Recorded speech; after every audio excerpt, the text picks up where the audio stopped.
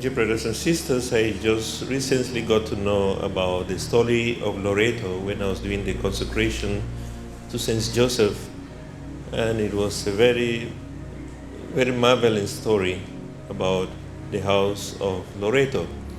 And I think very few people know about the story, and that's why I want to share it this morning. Very little is known. I mean, people don't really want to know where the house where Mary, Joseph, and Jesus were living in Nazareth. And that house used to be there until the 13th century when it suddenly disappeared. It disappeared from Nazareth in the year, I think, 1291. And the same day it appeared in a very little village in Croatia. And villagers just got up in the morning and they saw this strange house, and they didn't see anybody build it. And at the same time, that house had disappeared from Nazareth, and it only left the foundation there.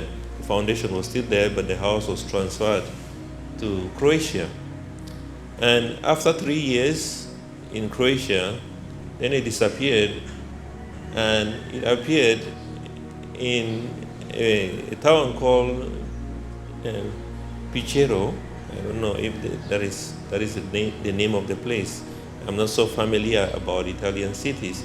But then it was there for a few months, for 8 months only, because some people, they were armed robbers who were coming to steal from the pilgrims who had come to see this mysterious house.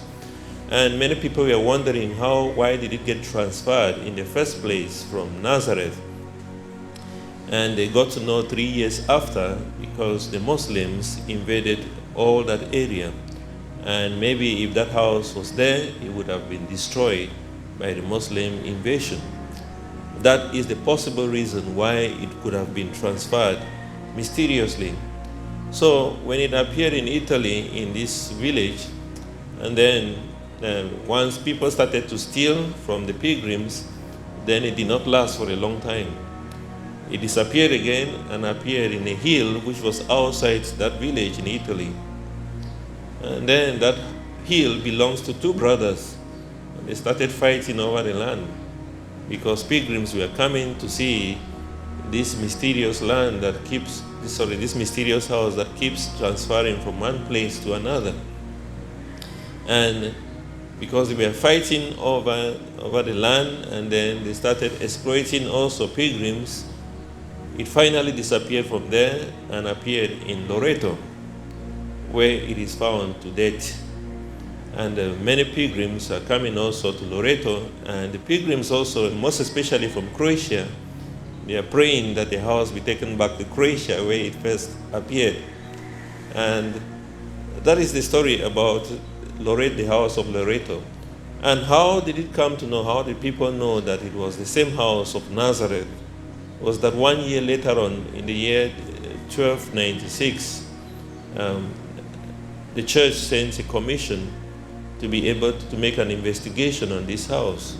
So they took a detailed measurement of the house that was in Loreto, the present one, and they took a detailed measurement of the house in Croatia and the one in Nazareth, and they realized it was exactly the same measurement, like the one in Nazareth, the one in Croatia, and the one that is in Loreto at the moment.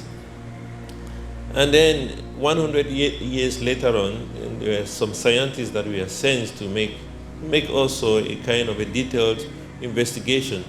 And they took samples of the stone on the wall and also the wood on the roof.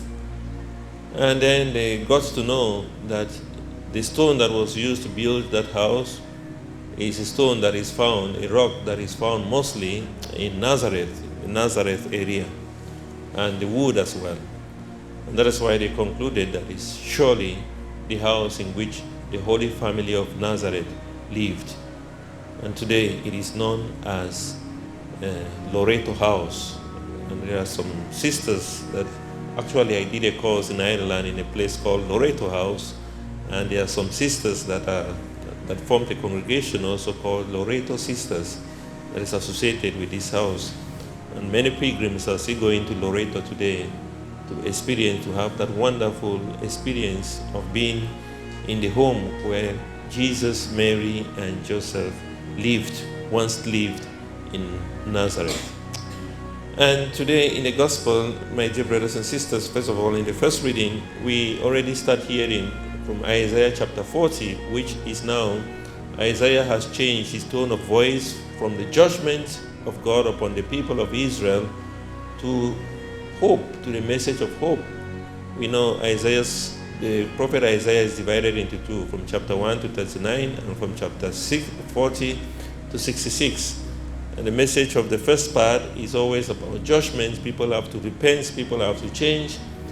And from chapter 40, we hear about a message of hope that we read today in the first reading. And he's saying that their time of service is over, and now he's going to give them a double of a blessing for all the sins that they have committed.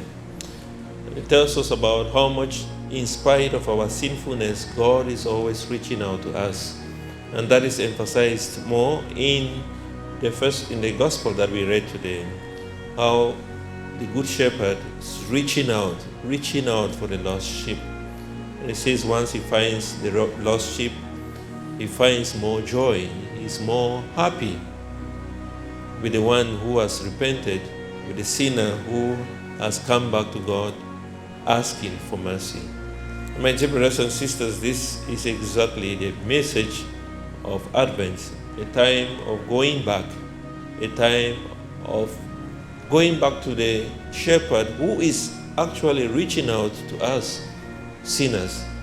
We continue to ask God in His love and in His mercy, asking Our Lady of Loreto to continue to intercede for us, that we may seek God's mercy. And by the way, Our Lady of Loreto is the patron saint of aviation. Patron saint of aviation because of the house flying from one place to another.